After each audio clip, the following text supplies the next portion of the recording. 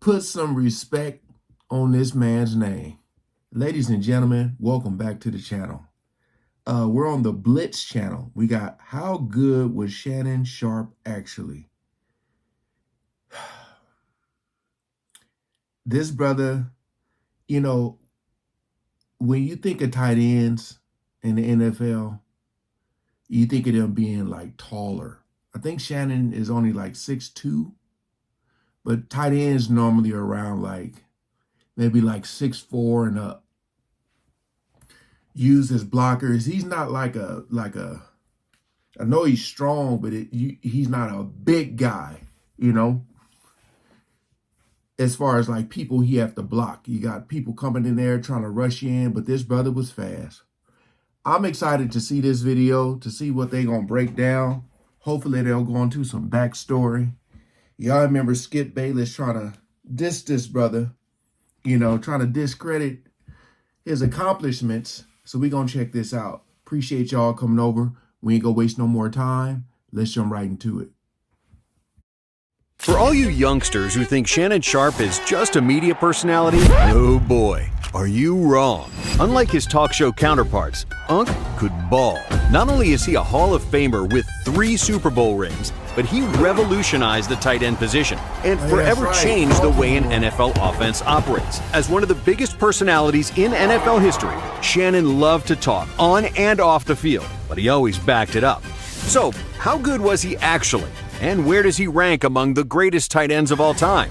Gotta be top Sharpe 5. was born into a poor family in Glenville, Georgia. His parents split when he was just 3 months old, immediately giving him adversity to overcome. Basic needs were not guaranteed in the rural South, and neither was his family's safety. In fact, during his Hall of Fame speech, Sharpe explained that we were so poor, a robber once broke into our house, and we ended up robbing the robber. To make matters worse, Sharpe's father passed away from cancer when he was in his early teens, leaving him without a father figure for a large part of his youth. Luckily for Shannon and his siblings, his grandmother, Mary Porter, stepped in to raise them. I didn't know that about his pops. I know you always talk about his grandmother. That man said, we were so poor, we robbed the robber.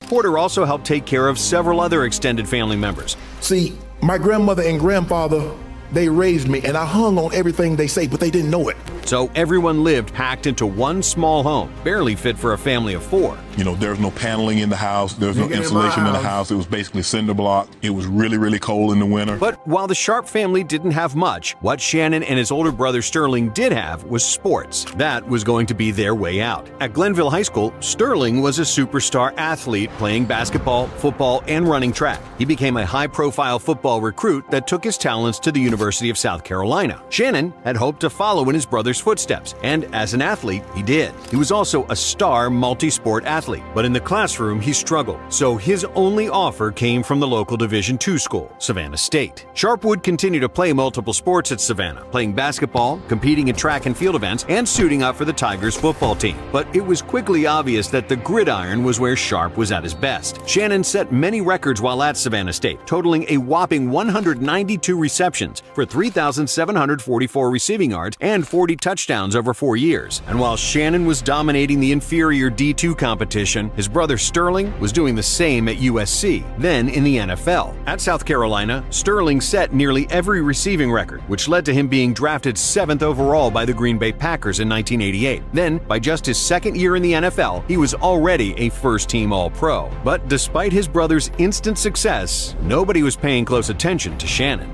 I'm the best, Sterling. I'm better than you are, you know it. The NFL was far different 30-plus years ago, and tight ends were expected to be closer physically to offensive tackles than wide receivers. While Sterling was the ideal NFL wide receiver, Shannon was just a tweener with good stats. The future NFL legend was written off and seen as a project rather than a weapon. Little did they know, Shannon would go on to change the course of the tight end position forever. Because after a grueling 6 rounds undrafted in the 1990 NFL Draft, That round 1 was off the table, but I thought I was good enough to be a 2nd or 3rd round draft pick. the Denver Broncos took a shot on the undersized tight end. And I picked up the phone, and it was the Broncos. And they said, we selected you in the 7th round. But like other Seventh teams' round, evaluations man. of Sharpe, they didn't believe he was a tight end. Instead, they committed to Dude, there's so many legends that you could say are like a late bloomer or something like him. I think of people like in basketball, like Jokic, Nikola Jokic, who went so far in the draft and now he's a 2-time MVP. I'm telling you, man, some of these scouts, these people that be doing the scouts, they got to get it together. Playing him as a wide receiver. Denver failed. Over 1990 and 1991, Sharpe's first 2 NFL seasons, he totaled just 29 receptions for 421 receiving yards. Legendary QB John Elway was leading the offense, but Sharpe struggled to make an impact. And to make things worse, this was all happening while Shannon lived in the shadow of his brother Sterling. While Shannon was trying to get his footing in the NFL, Sterling continued racking up All-Pro and Pro Bowl honors for the Green Bay Packers. So Shannon struggling to make an impact only created a sense that one brother was meant for NFL greatness and the other was simply a role player.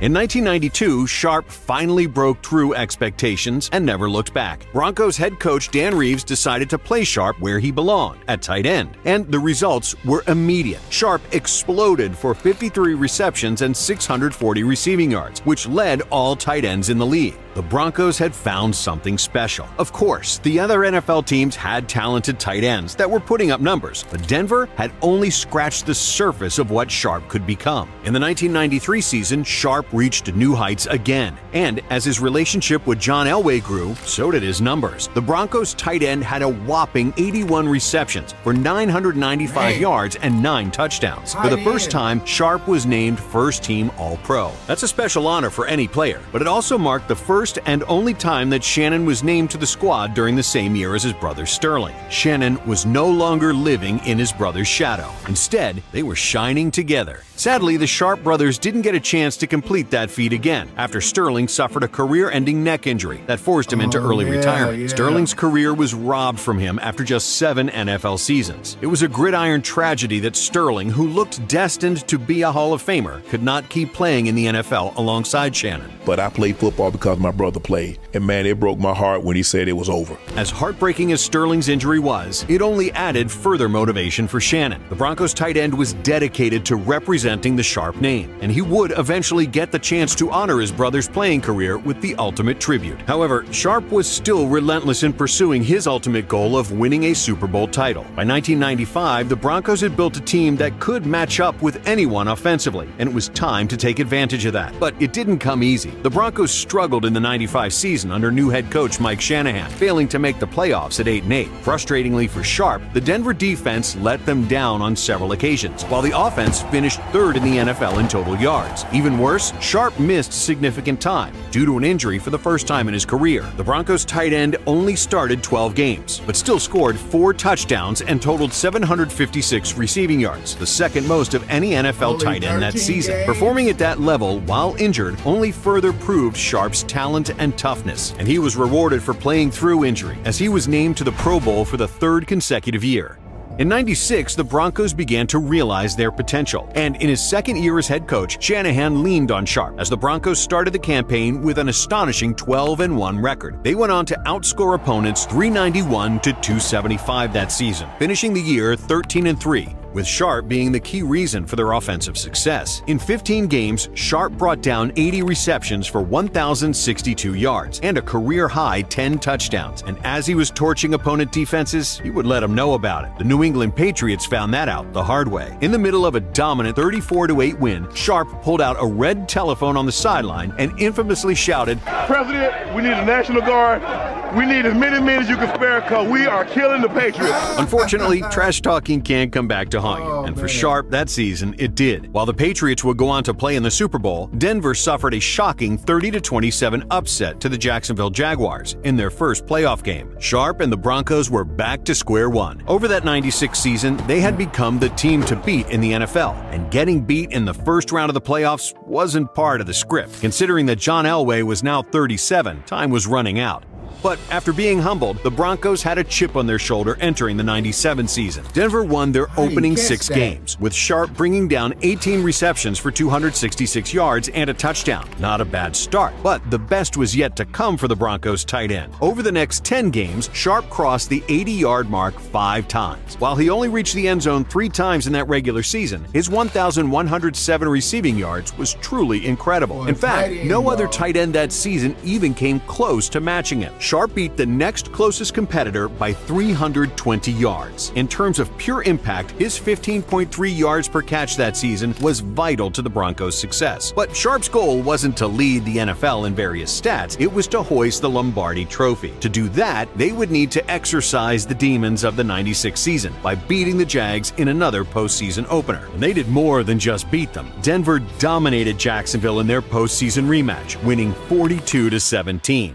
Then, in the AFC Championship game, they played against the Pittsburgh Steelers. Sharpe made multiple key receptions down the stretch in a close 24-21 win. Finally, after 8 seasons, Sharpe was playing for a ring. Years and years of struggle, success, and falling just short had culminated in the Super Bowl 32 bout against the Green Bay Packers. The Packers were the defending champs and the favorite, but the Broncos got hot early, jumping out to a 17-7 lead. Sharpe didn't get in the end zone, but Elway always looked to him as his security blanket, targeting Sharpe a team-high 5 times. In a Super Bowl classic, Denver and Green Bay traded blows before the game was tied at 24-all in the fourth quarter. That tie was broken with little time. I ain't gonna lie, I could not stand Denver. Shannon Sharpe used to get on my nerves, man. I was like, man, this dude, I think we played the Niners, I forgot. I was like, man, this dude is unstoppable. Because he was so fast. He's not like your average tight end, man. He's like an actual receiver at that spot. So he was like the linebackers couldn't guard him. And then don't forget about it with Elway and Terrell Davis, man. Just forget about it. That dude, Terrell Davis, was a beast. They had a squad for sure. Remaining as Terrell Davis reached the end zone for the Broncos at the 1:45 mark in the fourth quarter. Denver's defense held up on the following drive, and the Lombardi Trophy swapped hands to the Broncos. The narratives around John Elway finally reaching the top of the mountain dominated the national media, but Sharpe's journey deserved just as much press. A 7th-round pick out of Savannah State was now a Super Bowl champion, and Sharpe would finally get to honor the cut-short career of his brother Sterling. Shannon gifted his Super Bowl ring to Sterling. And we're doing an interview with NBC, and we're sitting down talking. I was like, yeah, I'm going to give him the Super Bowl ring. Some things are bigger than personal success, and the Sharpe brothers clearly understand that. But what do you do after you accomplish your ultimate goal of winning a Super Bowl? You do it again, and you do it in even more dominant fashion. After an impressive 12-4 regular season campaign in their first Super Bowl season, the Broncos followed that up with a 14-2 run in 1998. Denver dismantled their opponents, initially starting on a 13-0 streak to open the season. So much for the Super Bowl slump, huh? The stats were wild. Sharpe and the Broncos scored 31.3 points per game, establishing themselves as one of the most dynamic offenses in NFL history. In 18 total games played, Denver won 15 games by 2 scores or more, including all 3 of their playoff games. Sharpe didn't cross the 1,000-yard receiving mark, but he did reach 10 touchdowns for the second time in his career. For a 3rd consecutive year, Sharpe was named a first-team All-Pro and a Pro Bowler. It was a storybook ending for Elway, who retired at the end of the season. I just can't compete at the level in this game that I want to compete at anymore.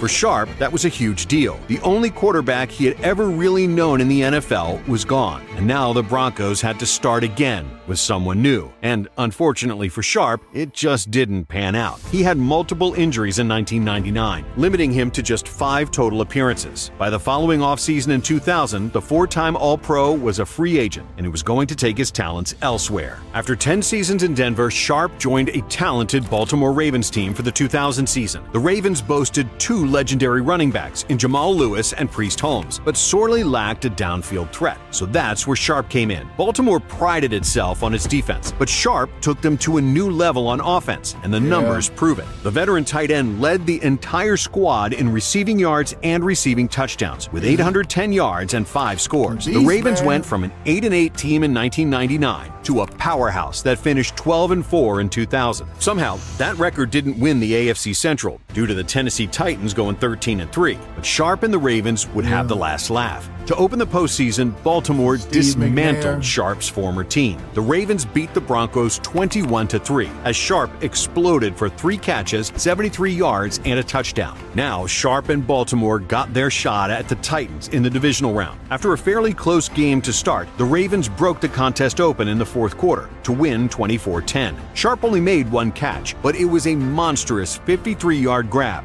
that was a huge momentum shifter for Baltimore. And that huge catch against the Titans was a foreshadowing of the AFC Championship clash with the Oakland Raiders. In a 16-3 victory, Sharpe made the most famous play of his career. First, catching a pass at the Ravens' 12-yard line, Sharpe ran all the way down the field for a 96-yard touchdown. It was the only touchdown in Baltimore's victory and the longest score of Sharpe's career. After 3 exceptional games, 96. Sharpe had once again reached the Super Bowl. Sharpe made just 1 catch for 5 yards in the big game, but Baltimore defeated the New York Giants 34-7 for the team's first ever Super Bowl victory. Sharpe would spend 1 more season with the Ravens, going for 811 receiving yards and 2 touchdowns in 2001. He was named to his final Pro Bowl that season, marking his 8th appearance. The Ravens would not replicate their previous postseason success, losing in the divisional round. And as painful as it is to say this, they have a better football team than what we got. But Sharpe had made his mark in Charm City and had a Super Bowl ring to show for it.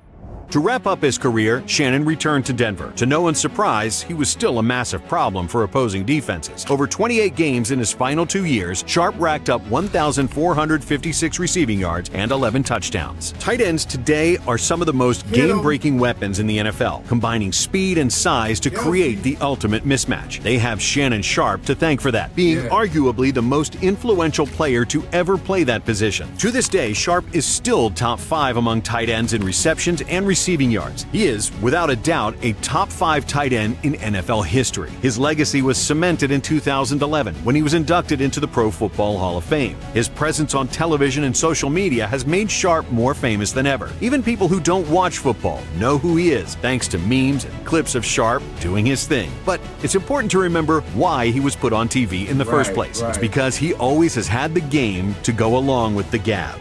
For more of the best NFL content, be sure to like and Get a man his flowers. Put some respect on his name. For those of you who know, y'all know. But people be trying to act like it's funny, like you see him on TV as his media personality, and people think that's what he is. This dude is a legend. You think of him, Kittle, Kelsey, but Antonio Gates, but boy, let me tell you something. Tony Gonzalez, that dude. It's to me, I mean, most of us will grow up playing basketball and football. I feel like a lot of us do that. How good are we at it? That's another thing. I know Tony Gonzalez was pretty good at basketball too when he played at Cal. And I believe he played in high school too. One of my cousins played against Tony Gonzalez. My cousin went to Dominguez, and Tony Gonzalez, what school did he go to? I forget the high school he went to, but my cousin played against him. But Tony Gonzalez was a beast, man. A beast. But this was an excellent video, man. Put some respect on Shannon Sharpe's name. Again, for those of you who know, y'all know. This dude has all the accolades to say what he needs to say. That's why when Skip Bayless was talking about him, I was like, Skip, like, are you, this dude, 3 rings, Hall of Fame, all of those Pro Bowls, like, come on, man, all pros, like, please. But all right, that's going to do it. Appreciate y'all coming over and watching, man. Peace out.